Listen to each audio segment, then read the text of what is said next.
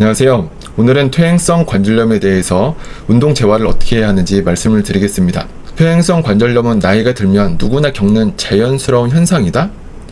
이것은 진실이 아닙니다. 퇴행성 관절염은 노화와 관련이 있지만 반드시 나이가 들어야만 발생하는 것은 아닙니다.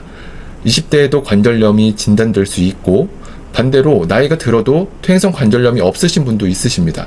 이것은 유전적인 요인과 과체중, 이전의 부상, 또는 잘못된 자세와 같은 다양한 요인에 의해 유발될 수 있습니다. 따라서 나이에 상관없이 올바른 관리와 예방이 필요합니다. 무릎 연골은 닳아 없어지면서 뼈끼리 부딪히게 된다? 이것도 잘못 알고 있는 오해입니다. 무릎 연골은 원래 서로 뼈끼리 닿지 않도록 설계되어 있습니다. 하지만 양반 다리로 오래 앉아 있거나 다리를 쭉 펴고 서 있는 등 잘못된 자세, 과체중 등으로 인해 연골이 압박을 받아 닿고 결국 뼈끼리 부딪혀 통증을 유발하게 됩니다. 따라서 이러한 자세를 피하고 적절한 체중을 유지하는 것이 중요합니다. 손상된 연골이 자연 회복될 수 있을까요? 손상된 연골은 자연적으로 회복되기 어려운 조직입니다. 연골에는 혈관이 거의 없기 때문에 손상된 연골이 스스로 재생되거나 회복되는 능력은 매우 제한적입니다. 이는 연골이 혈액을 통한 영양 공급이나 손상된 조직의 회복을 위한 세포의 이동이 어려워서 발생하는 문제입니다. 손상된 연골은 시간이 지나면서 더 악화될 수 있으며 이는 관절염과 같은 만성적인 문제로 이어질 수 있습니다. 따라서 연골 손상이 발생되지 않도록 평상시에 체중 관리를 하고 운동 재활을 통해 회복을 도와주는 것이 중요합니다. 무릎의 구조에 대해서 간략하게 설명드리겠습니다.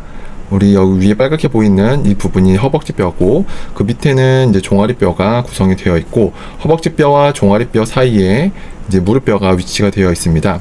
또 그 주변에는 허벅지뼈와 종아리뼈를 감싸는 인대들이 있습니다.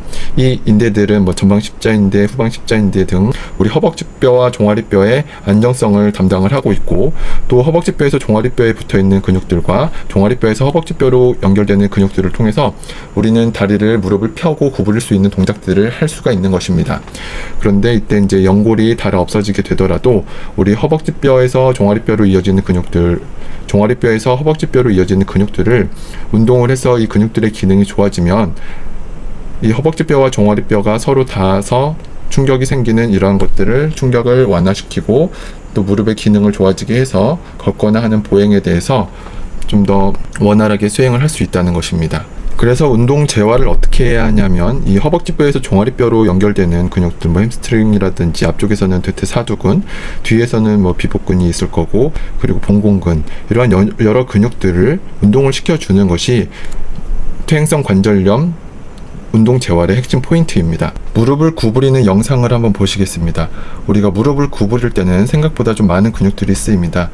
우리 보통 이렇게 햄스트링이 수축돼서 무릎을 구부린다고 알고 있지만 밑에서는 비복근도 함께 도움을 주고 있고 앞쪽에서는 봉공근이라는 근육과 박근이라는 근육도 함께 무릎을 구부리는 데 관여를 하고 있습니다. 무릎을 펴는 동작에서는 대퇴사두근이라고 하는 이 허벅지 앞쪽에서 무릎뼈에 연결되어 있는 이 근육이 수축을 하면서 우리는 무릎을 펼 수가 있습니다. 그래서 퇴행성 관절염을 예방을 하고 무릎의 기능을 좋아지게 하는 운동 재활로는 이렇게 무릎을 펴고 구부리는 동작들에 해당되는 근육들을 운동을 시키는 것이 포인트입니다. 그러면 운동 어떻게 해야 돼요? 얼마큼 해야 돼요? 어떤 운동을 해야 돼요? 이러한 것들을 궁금해 하십니다. 이러한 것들을 이해하기 위해선 무릎의 기능 한도라는 것을 이해하시는 것이 좋습니다. 무릎의 기능 한도란 무릎이 감당할 수 있는 운동 강도의 범위를 의미합니다. 이것은 사람마다 다르고 개인마다 다르고 컨디션마다 다르기 때문에 운동 강도를 어떤 고정값으로 정하기가 어렵습니다. 이 한도를 넘어서면은 무릎에 통증이 발생하거나 부상이 발생을 할 수가 있습니다.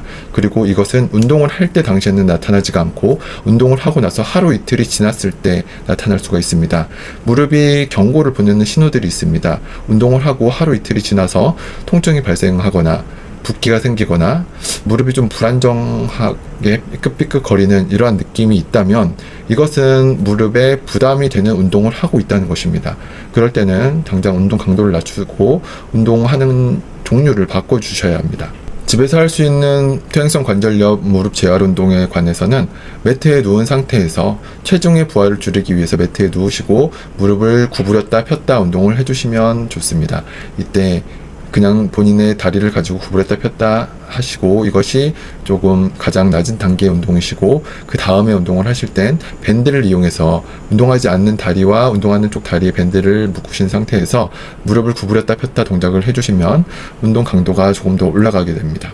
그리고 무릎을 구부리고 피고 하는 동작은 당연히 들어가 줘야 하시고, 무릎을 옆으로 놓은 상태에서 다리를 들어 올리는 동작, 그 무릎의 안정성을 담당하는 대퇴근막 장근을 운동을 하기 위해서, 대퇴근막 장근과 연결되는 중둔근까지 운동을 하기 위해서 옆으로 다리를 들어 올리는 동작을 해야 하시고, 봉공근과 박근의 강화를 위해서 제기차기 동작들도 같이 운동을 포함해 주시는 것이 좋습니다.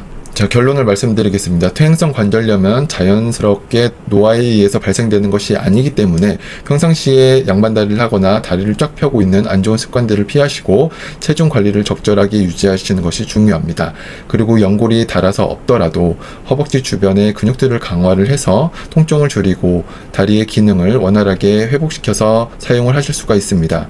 그러기 위해서 다리를 구부리고 펴는 동작과 옆으로 들어 올리는 동작, 제기차기 동작들의 운동들을 포함해서 함께 해주시는 것이 좋고, 그리고 무릎의 기능 한도를 이해를 하시고 다음날 그 다음날 붓기가 있거나 통증이 있으시다면 운동 강도를 낮추시거나 운동하는 방법을 바꾸셔야 합니다.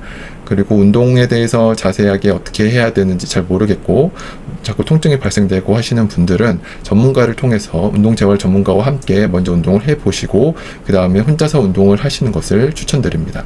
이렇게 운동 재활을 통해서 무릎 연골 손상을 관리를 하고 통증을 줄이고 일상생활의 기능을 회복을 하실 수가 있습니다.